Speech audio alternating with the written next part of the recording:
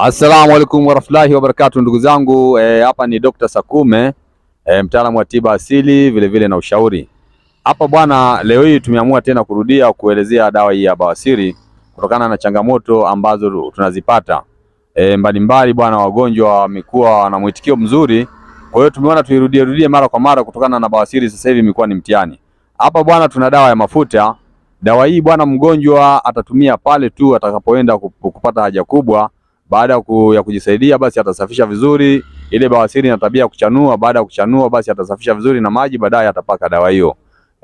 Atapaka dawa hiyo, basi ndani ya siku 3 maumivu makali, mwasho nini utakuwa umeisha. Lakini vile tuna dawa ya unga.